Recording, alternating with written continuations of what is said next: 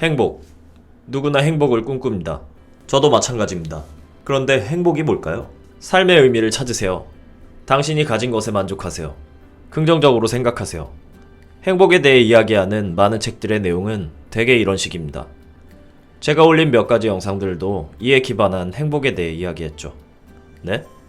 안 보셨다고요? 삶의 의미, 긍정적인 생각, 다 좋은 이야기입니다. 문제는 그걸 모르는 게 아니라 내 맘대로 되지 않는다는 겁니다. 우린 왜 책에서 배운 대로 해도 행복해지지 않을까요? 지금까지의 행복 연구는 주로 우리의 의식에 집중해왔습니다. 행복은 사람 안에서 만들어지는 복잡한 경험입니다. 그리고 의식은 행복이라는 특성 중 작은 일부분에 불과하기 때문에 생각을 바꾸는 것만으로는 행복해질 수 없습니다. 우리가 흔히 알고 있는 행복론은 고대 그리스 시절 아리스토텔레스에 의해 확립됐습니다. 아리스토텔레스는 삶이란 무언가를 추구하며 그것을 향해 나아가는 과정으로 봤습니다. 그는 행복이야말로 인간이 추구하는 가장 궁극의 목표, 최대선이라고 불렀습니다. 아리스토텔레스는 우리가 행하는 모든 일들은 모두 행복하기 위한 도구로 봤습니다. 하지만 가장 대중적이고 유명한 이 행복론은 철학자 개인의 의견일 뿐 과학적인 근거는 없습니다. 최근 심리학에서는 기존과 다른 관점에서 행복을 바라보는 이론이 주목받고 있습니다. 오늘의 주인공인 이 행복론은 바로 다윈의 진화론의 바탕을 둔 행복론입니다. 우린 일반적으로 이성적인 사고 능력을 지닌 인간이 다른 동물보다 우월한 존재라는 생각을 가지고 있습니다. 하지만 진화론의 생각은 다릅니다. 인류 탄생부터 지금까지의 시간을 1년으로 압축하면 인간이 문명 생활을 한 시간은 365일 중에 2시간 정도라고 합니다. 나머지 시간 동안엔 다른 동물들과 마찬가지로 싸움과 사냥, 그리고 짝짓기에만 매진하며 살아왔습니다. 인간도 여전히 100% 동물이라는 것이죠. 진화론은 인간의 목표가 행복 추구나 자아 실현이 아닌 생존과 번식이라고 이야기합니다.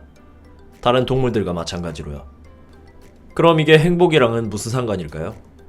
동물들이 지닌 모든 특성들은 생존을 위한 도구입니다. 번식하기 위해 화려한 꼬리털로 암컷을 유혹하는 수컷 공작처럼 진화론에서는 인간을 인간답게 하는 이성적인 사고 능력과 여기서 비롯된 창의력, 유머 감각들도 사실은 우리가 생존하기 위해 사용하는 생존 도구라고 이야기합니다. 생존을 위해서는 당연히 생존 활동이 필수겠죠. 사냥을 해서 밥을 먹고 짝짓기를 해서 번식을 해야 합니다. 우리가 음식을 먹을 때, 데이트를 할 때, 얼어붙은 손을 녹일 때 아 좋아 행복해 라는 느낌을 반드시 경험해야 합니다. 그래야만 그 좋은 기분을 다시 느끼기 위해서 사냥을 하고 이성에 관심을 가지게 되기 때문이죠. 강아지를 훈련할 때 우린 강아지에게 보상으로 맛있는 간식을 줍니다. 강아지는 간식을 먹을 때 느끼는 쾌감을 쫓아 우리가 시키는 행동들을 반복하게 되죠. 이렇게 특정 반응을 증강시키는 자극을 심리학에선 강화물이라고 부릅니다. 행복도 마찬가지입니다. 우리가 생존에 필요한 활동을 할 때 뇌는 행복을 느끼게 해서 우리가 생존 활동을 반복하도록 유도합니다. 즉 행복은 삶의 목적이 아니라 사실은 생존을 위해 필요한 도구라는 것입니다. 조금 낯설게 느껴지시나요? 우리의 모든 감정은 쾌와 불쾌함 중 하나에 반드시 담깁니다.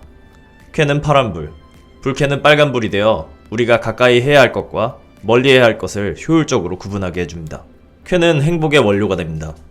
그래서 쾌와 불쾌의 상대적 비율은 행복의 중요한 기준이 되고 행복의 핵심은 일상에서 부정적 정서 경험보다 긍정적 정서 경험을 더 자주 느끼는 겁니다. 쾌락의 빈도가 행복을 결정적으로 좌우합니다. 이것을 이해하면 행복의 진실에 한 발짝 더 다가설 수 있게 됩니다. 행복에 관해 우리가 저지르는 가장 큰 착각은 행복이 돈이나 건강, 외모 같은 인생의 외적 조건에 의해 충족된다고 믿는 겁니다. 많은 연구에서 외적 조건들이 행복에서 차지하는 비율은 10에서 15% 정도밖에 되지 않는 걸로 나타났다고 하네요. 왜 아무리 많은 돈을 가지고 외적인 조건들을 높이 쌓아 올려도 행복할 수 없는 걸까요? 적응이라는 강력한 현상 덕분입니다. 복권에 당첨된 기쁨, 사랑의 설레임, 무언가 해냈다는 성취감 등 아무리 감격스러운 사건을 겪어도 시간이 지나면 시들해지게 되어 있습니다. 어떤 것도 우리에게 지속적으로 즐거움을 주지는 못합니다. 다행인 점은 실패 후 찾아오는 좌절과 시련의 아픔 같은 부정적인 감정 역시 마찬가지라는 것입니다. 우리의 행복은 왜 지속되지 못하는 걸까요? 답은 생존하기 위해서입니다. 생존하기 위해서 꾸준히 에너지가 필요하고 그에 필요한 활동을 해야 합니다. 행복이 생존의 도구였던 것처럼 적응도 마찬가지입니다. 만약 어제 맛있는 음식을 먹을 때 느꼈던 포만감과 행복감이 사라지지 않고 지속되면 어떻게 될까요? 우린 먹을 것을 찾으려 하지 않을 것이고 굶주려 죽게 될 것입니다. 적응해서 감정이 초기화되어야 이전에 느낀 쾌감을 쫓아 다시 먹이를 구하고 생존활동을 반복하게 되는 것입니다. 여기서 우린 행복에 대한 중요한 사실을 깨달을 수 있습니다. 행복감은 결국 사라지기 마련입니다. 그러므로 행복에서 중요한 것은 한 번의 커다란 기쁨이 아니라 작은 기쁨을 여러 번 느끼는 것이 절대적이라는 것입니다. 행복은 기쁨의 강도가 아니라 빈도다. 작가는 이것이 행복의 가장 중요한 진리를 담은 문장 중 하나라고 생각한다고 말합니다. 또 행복을 아이스크림에 비유하기도 했죠. 결국 행복은 아이스크림과 비슷하다는 과학적 결론이 나온다. 아이스크림은 입을 잠시 즐겁게 하지만 반드시 녹는다. 내 손 안의 아이스크림만큼은 녹지 않을 것이라는 환상. 행복해지기 위해 인생의 거창한 것들을 쫓는 이유다. 하지만 행복공화국에는 냉장고라는 것이 없다.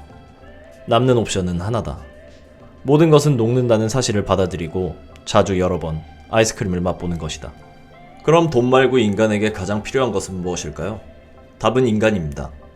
인간이 경험하는 가장 강렬한 고통과 기쁨은 모두 사람에게서 비롯됩니다.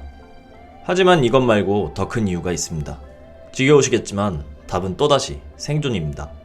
또 다른 인간은 생존에 필요한 최고의 자원입니다. 모든 동물은 무리지었을 때 생존 확률이 높아집니다. 무리를 지음으로써 사냥 성공률이 올라가고 음식도 쉽게 확보할 수 있습니다. 또 번식에서 가장 중요한 이성을 만날 가능성도 올라가죠. 우리 조상들은 강하지 않지만 이런 극도의 사회성을 바탕으로 지구를 호령하는 존재로 거듭났습니다. 그리고 그 영향은 여전히 우리 유전자에 남아있죠. 우리 뇌는 혼자 고립되는 것을 싫어합니다. 생존을 위해 계속해서 사람을 원합니다. 우리 뇌는 한마디로 사람쟁이에요. 왜 돈이 필요하고 외모에 집착하고 승진을 하려고 했을까요? 바로 주변 사람들의 칭찬과 인정을 받기 위해서입니다. 행복한 사람은 우리 뇌가 가진 사람쟁이 특성을 자이든 타이든 잘 이용하는 사람들입니다. 상위 10%의 행복한 사람과 하위 10%의 불행한 사람들을 대상으로 실시한 조사에 따르면 수많은 영역 중 단 2개의 영역에서만 차이가 발생했다고 합니다. 첫 번째는 성격. 행복한 사람들은 더 외향적이고 정서적으로 안정성이 높았습니다. 두 번째, 대인관계. 행복한 사람들은 사회적 관계의 빈도와 만족감이 월등히 높았습니다. 사람이 없다면 천국조차 갈 곳이 못 된다라는 레바논의 속담처럼 어쩌면 행복은 타인과 교류할 때 자동적으로 발생하는 일종의 부산물이라고도 볼 수 있다고 작가는 말합니다. 행복하고 싶으신가요? 답은 사람입니다. 지금까지 진화론적으로 분석한 행복에 대해 알아보았습니다. 어떠셨나요? 행복을 새로운 측면에서 바라보는 기회가 되셨나요? 조금이라도 여러분이 행복해지는데 도움이 되었으면 좋겠네요. 지금까지의 이야기를 사진 한 장으로 요약하면 다음과 같습니다. 사랑하는 사람과 맛있는 음식을 먹는 것. 가능하다면 자주 말이죠. 제가 영상에서 미처 다루지 못한 더 깊이 있는 내용들이 궁금하시다면 21세기 북스에서 출간한 서은국 교수의 책 행복의 기원을 읽어보시길 추천드립니다. 감사합니다.